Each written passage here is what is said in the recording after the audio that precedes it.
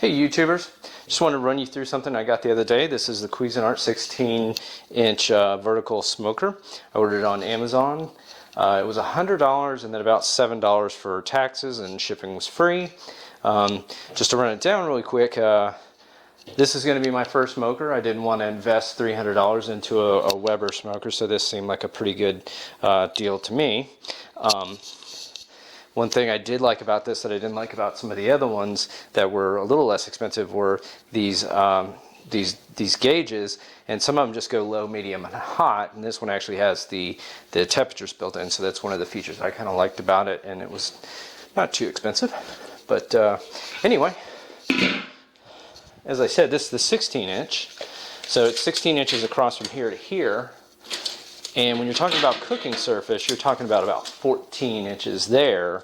You've got about 7 or 8 inches of depth to this top grate here from the inside of the cap.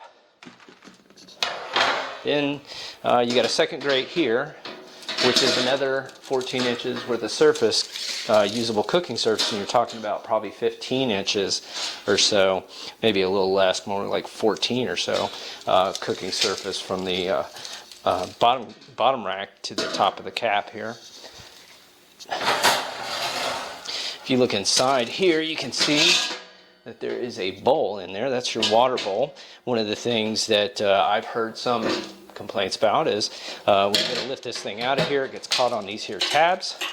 But I'll show you something here in a second that might alleviate a little bit of that. This your door. I'm pretty sure that's on upside down, but you know, you can flip it over later or leave it, it doesn't really matter. Just got to be careful that when you undo it, it doesn't plop right off of there. Now, one thing I will show you here, and this requires some assembly, so you're going to have to attach these things here, these clips. They're not the greatest in the world. They don't line up perfectly on some of these little hooks. So if there was one feature that I could have a complaint about, it would just be that, really. So you can unhitch this thing, and this whole thing will come off of here. This whole middle body will. And like I was saying, you know, instead of bringing your bowl out when you're done cooking, if you let this thing cool down, you can take it out in the yard. You can reach in here and grab the bowl. You can just dump it onto the ground or wherever you want to dump it at. So it shouldn't become an issue. This is what's in the bottom of the smoker here. You've got a fire ring, you got another grate, you got another bowl. This one has the slots in it for the air to get through. So there's that.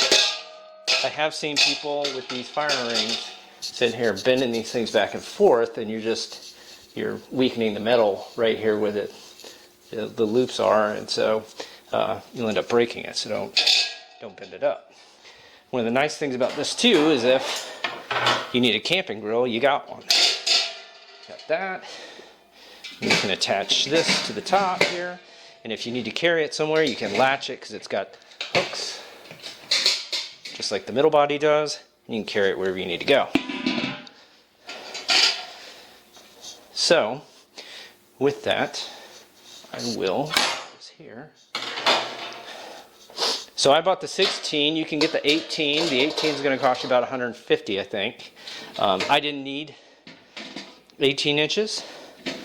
I got a 13-pound turkey, and when I got this thing put together, I put the turkey in there, and the turkey fit just fine. So, and I don't need to be cooking for an army, so we're good there. Just to get a sense of scale here, this is a 5-gallon bucket. You see, it's in there just fine. The lid doesn't go down all the way, but that gives you a sense of the scale of the inside of that. And you put your grate back in. One of the things I'll show you too here is, if you look at this door will come off. If you need to get in there underneath this water bowl to do anything, you don't got a lot of room to do it. One of the things you might be able to do is just tilt the bowl up a little bit with some tongs or something, and if you got to move some fire around in there, you can do it. But I don't anticipate having to do that. So, do this. Now, as far as tools are concerned,